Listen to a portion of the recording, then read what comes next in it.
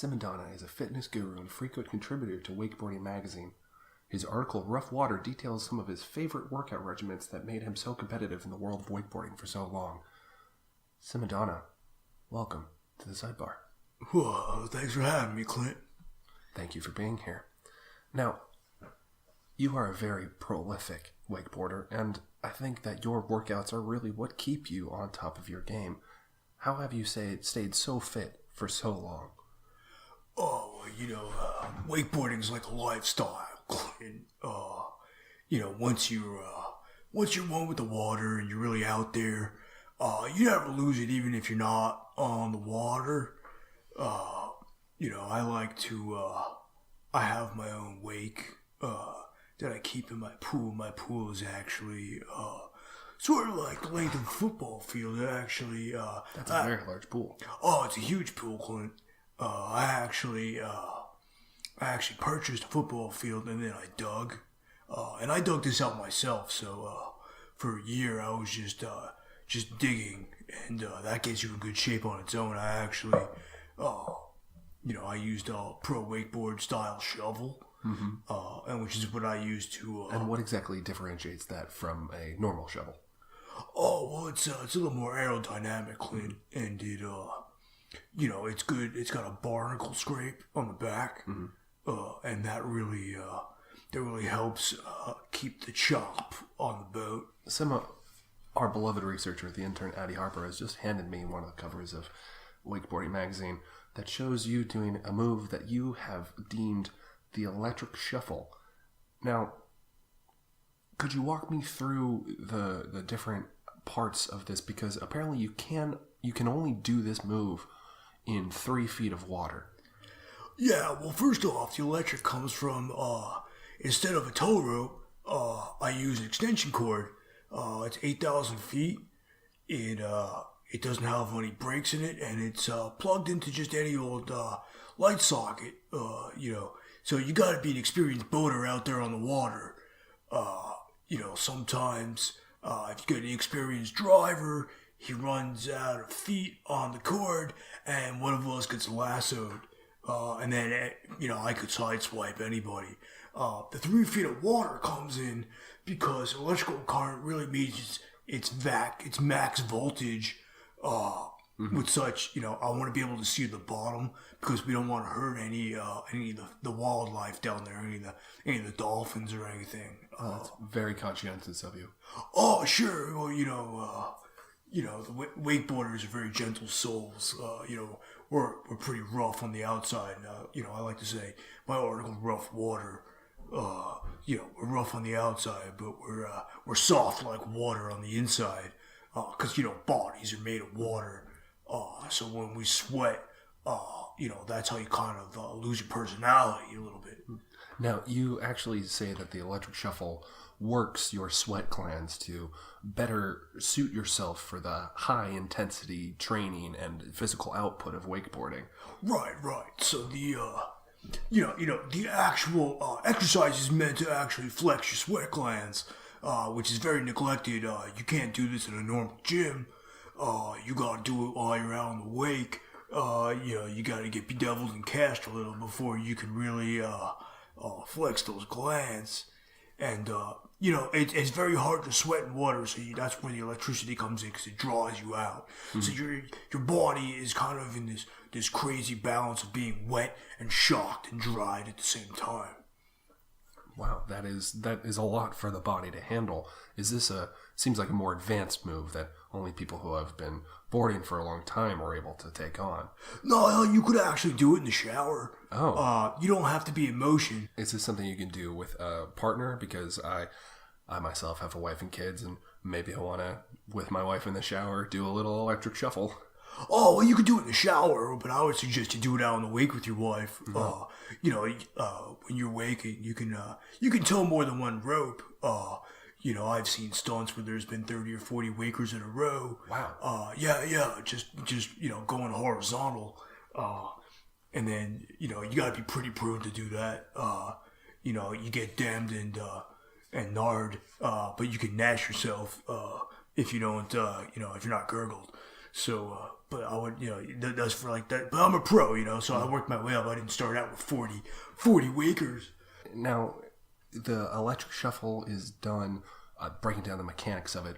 You take the cord and you wrap it around your body, and then you dip just one of the plugs into the water just so you get a bit of a shock. You don't want the full throttle effect, right? Yeah, well, it's very similar to electric slide, but it doesn't have the boogie woogie.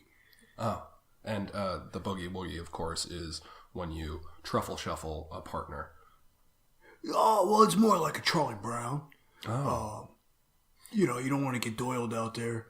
But I've had some really close friends, Clint, that got Snoopy and Woodstocked. Mm-hmm. And that wasn't good for anybody. Now they're a bunch of Lucy's. Yeah, well, this ain't no Christmas special out here. That's what I'm saying. So yeah. We want to keep it together and keep it tight. Well, you got to keep your mental capacity on the water at all times. Keep your faculties. That's why I always smoke before I go out. You always smoke? Oh, when I'm on the wake, yeah. Oh, yeah. Oh, I don't want to hurt myself. Does that keep you more relaxed? Oh, it keeps me relaxed. It keeps me motivated. It keeps me focused. And when I get off the water, Clint, I go right to the restaurant or buffet. And I scarf. Hmm. Well, actually, one of your most famous videos on YouTube is of you doing V-ups, where you have your legs straight and your hands straight over your head, and you're just putting them together, but you are balancing a joint on your chin the size of your torso, and every single time you bring up your head, there's a plate of what looks to be cabbage salad on your toes, and you take a little bite of it. Yeah. Well, that's actually a move that I profiled in the latest edition of Rough Water. That's called the Toledo Triangle. The cabbage, is optional.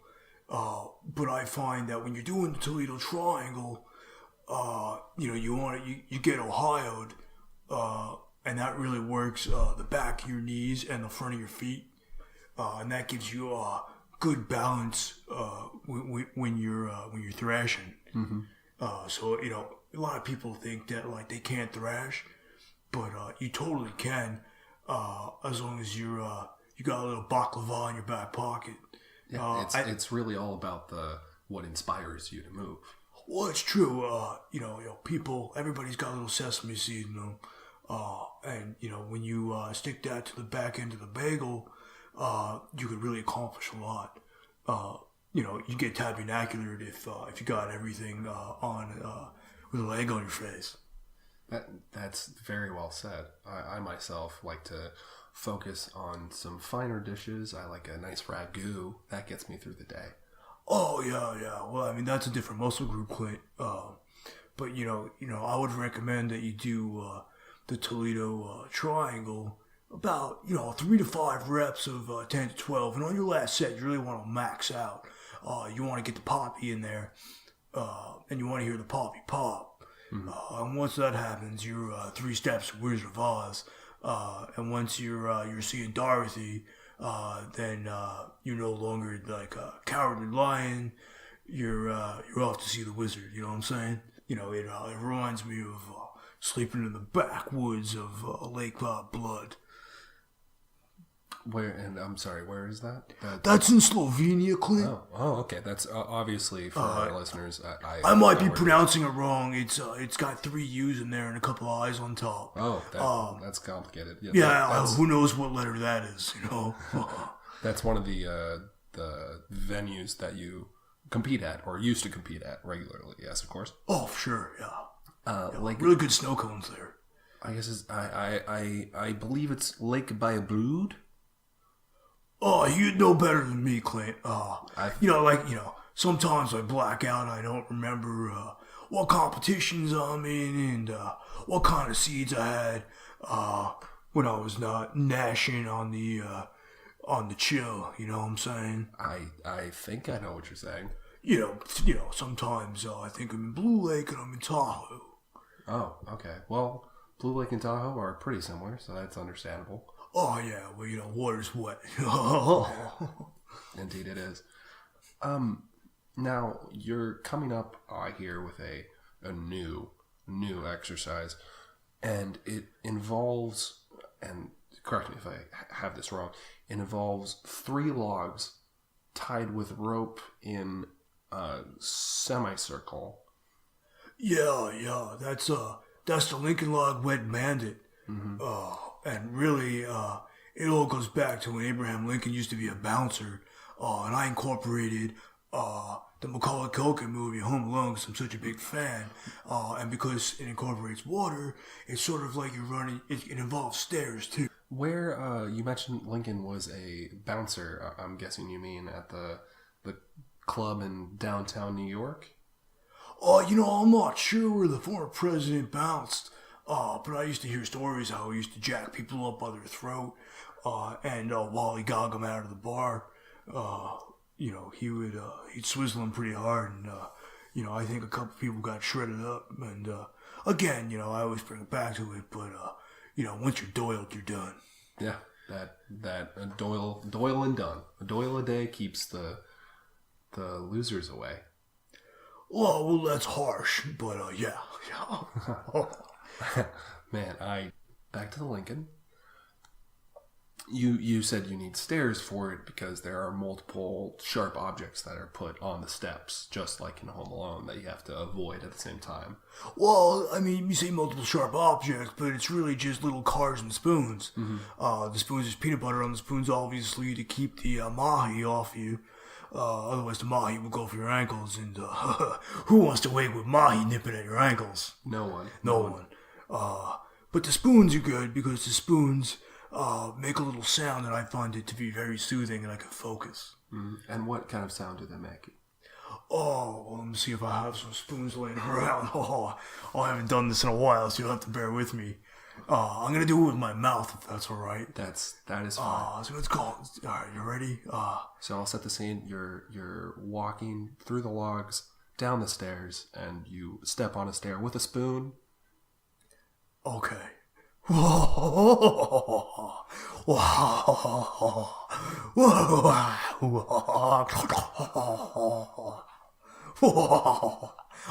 Sorry, Clint. Are we ready to go? Oh, yeah. That's not the sound. Yes, we're ready to go. All right, let's do it. All right. So you're walking down the stairs. You step. Actually, I'm sitting in my chair right now.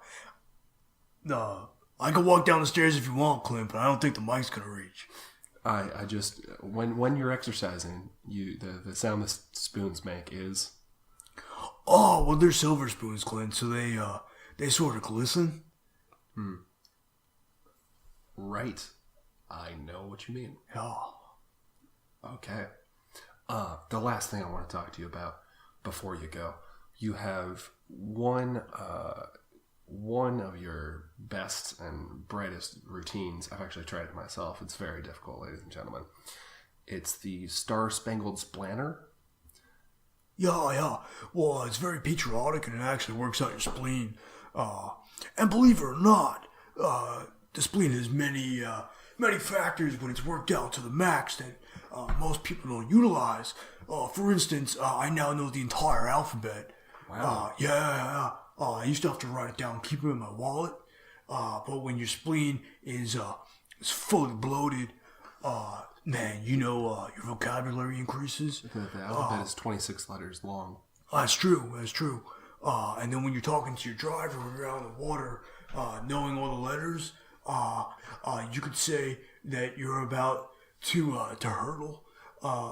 But before it was gurgle, and he would mix up gurgle and hurdle, and I'd get whirly birded out there. And sometimes I'd wind up in the air for like 2 minutes. Now, the Star Spangled Splanter has to be done with patriotic music playing. Well, that's true. It's Francis Scott Key, I believe, was the originator of the Star Spangled Banner. So Francis Scott Spleen was a waker who's no longer with us, unfortunately. He drowned on the 4th of July in 1985. Wow. And so the Star Spangled Spleen Pro-Am is something that we do down in Maui every year. And I sort of dedicated this exercise to him. I actually added another move to it with the liver. So I try to work the liver and the spleen. and all that is just holding your breath while you do it. And you want to like keep all of the air in because that's what really pushes the spleen. Oh, you do, but you gotta be very careful you don't get punctured out there, or you'll blow off with the tides. Kind of like a balloon, just pop. Yeah, except underwater, you move a lot faster. Because, especially if your mouth's open and you're screaming, you swallow a lot of salt water, and that's not good for your glands either. No, it is not. Salt water is actually undrinkable to the human system, so... Oh, you wouldn't believe how long it took me to figure that out, Clint. I think I would. But it's that neither here nor there because your Star Spangled Planner works almost every single part of the inside of the body. The rush that it gets to anyone who does the exercise, they liken it to drugs. It's true. It's sort of like a hiccup for your body. So all at once you just go, and you can't really control it. But I'd say as long as you're not driving while you're doing it, if you could do it out on the wake, as soon as you hit the lip, if you could time that right, that's a 10, my man. So it's done for our listeners. It's done. Usually as you're coming up off the board onto the water, you have a whip, and you whip the water in front of you, and the splash up gets all in your face. Yeah, well, you want to drive. Again, that's difficulty, risk, intensity, variety, and extension. Now, if you get all 5 of those things going for you, you're getting vultured. I get the chills just thinking about it, Clint. And they say that the action of the whipping and what subsequently can happen is that you do a front flip off of the board. That action. Oh, well, that's the Holy Grail. That's the Indiana. Oh, yeah. Of course. Super rare. It's only been accomplished twice in competition.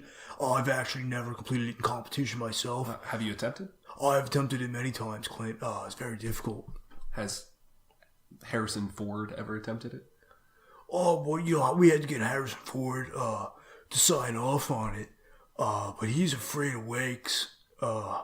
He doesn't even like to go to funerals. Wow. Yeah, he's a very superstitious man. So, I let it be. I'm glad you brought up Harrison Ford because as a gift once on the set of Regarding Henry, just when he was coming out of the coma, I visited him, and he had actually gifted me a lock of his hair. And actually keep that around my neck as a good luck, as a talisman. And if you'll open up your top drawer, I've left a little something for you. Oh, and it's a lock of my hair, Clint. That's right. And I'm really sorry to hear about your intern. That shouldn't happen to anybody. Yeah. For those of you listening, our beloved researcher, the intern Addie Harper, recently had a snowmobile accident, which has left the left side of her face charred and the right side of her face completely fine. Yeah, she's of the highest credibility and. My thoughts and prayers for her. The left side of her face. Simma, thank you so much for giving me some of your hair because I know that is your proudest possession. Oh, well, I hope you get tackled real soon. Me too.